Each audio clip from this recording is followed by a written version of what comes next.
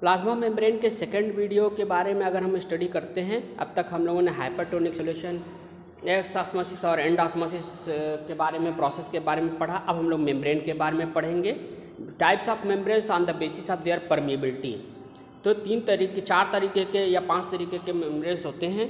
देखिए कैसे कैसे होते हैं। इम्परमिएबल मेम्ब्रेन, इनके थ्रू कोई भी पार्टिकल्स मूव नहीं कर सकता है cross them. We can see in this figure, these membranes do not allow the movement of any kind of substance across them। इसके थ्रू कोई भी पार्टिकल्स जा नहीं सकता है। This is impermeable membrane। Now second one is semi permeable membrane। through this only select solvent molecules बस केवल इसके क्रॉस जा सकते हैं और कोई पार्टिकल्स नहीं जा सकते, सॉलिड पार्टिकल्स नहीं जा सकते हैं। Third part is selective permeable होता है। इसके थ्रू ओनली सेलेक्टेड पार्टिकल्स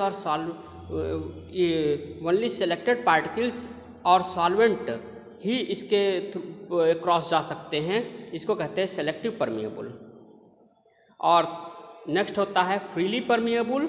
इसके थ्रू कोई भी पार्टिकल्स क्रॉस आ जा सकते हैं, सॉल्वेंट और सॉलिड पार्टिकल्स कोई भी एकदम फ्रीली आ जा सकते हैं, कोई भी ऐसा बाउंडेशन नहीं रहता है। टाइप्स ऑफ सॉल्यूशन की बात करते हैं तो 3 टाइप्स ऑफ सॉल्यूशन होते हैं, हाइपरटोनिक सॉल्यूशन, आइसोटोनिक सॉल्यूशन और हाइपोटोनिक सॉल्यूशन। ये क्या होता है, अगर हम फिगर को ध्यान से देखें तो हायर सॉलिड कंसंट्रेशन बाहर की तरफ ज़्यादा,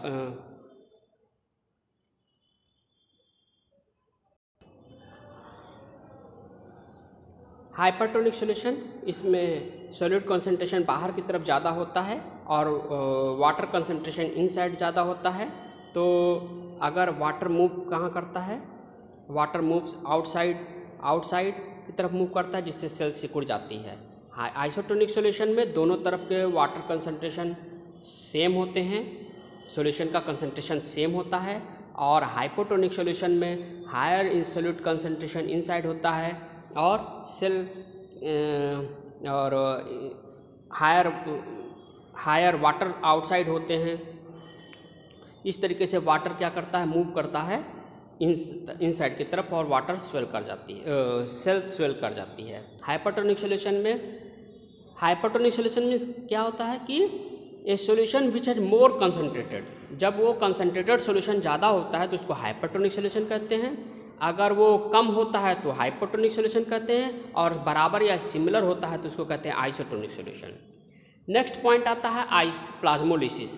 प्लाज्मोलिसिस मतलब होता है shrinkage of plasma membrane and inner content due to exosmosis. Exosmosis process ज़्यादा हो जाने की वजह से क्या हो जाता है, सेल सिकुड़ जाती है। Suppose this is a normal cell which is turgid. Turgid means फूला हुआ, जैसे गुब्बारा में हवा भर दीजिए तो टाइट हो जाता है, उसी तरीके से सेल टाइट होती है।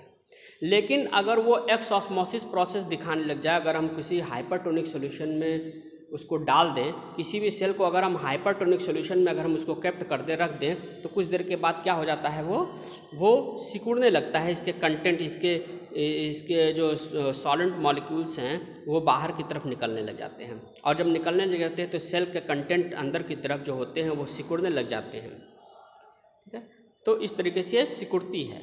और जब सिकुड़ती है तब फिर क्या हो जाता है, कुछ समय के बाद एकदम कॉन्स्ट्रिक्ट कर जाती है। और क्या हो जाता है, ये इस तरह की सेल्स को कहते हैं, वे सिकुड़ जाती है, कॉन्स्ट्रिक्ट कर जाती है, श्रिंक कर जाती है, और इस तरह की सेल को कहते हैं प्लाज्मोलाइज्ड सेल्स।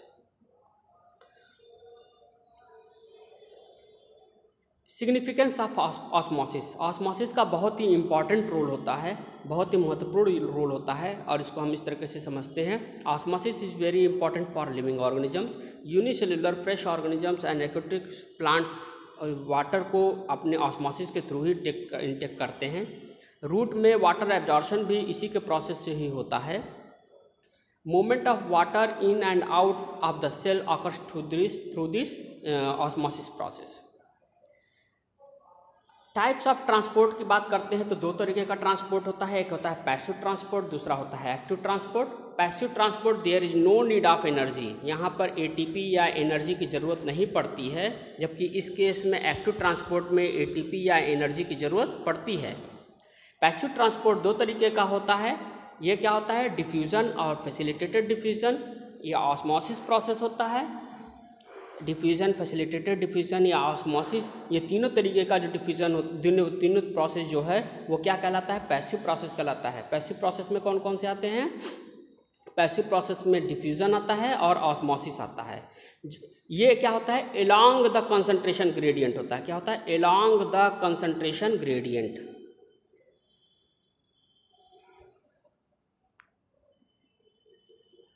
GRADIENT मतलब अपने हायर कंसंट्रेशन से अपने लोअर कंसंट्रेशन की तरफ पार्टिकल्स मूव करते हैं।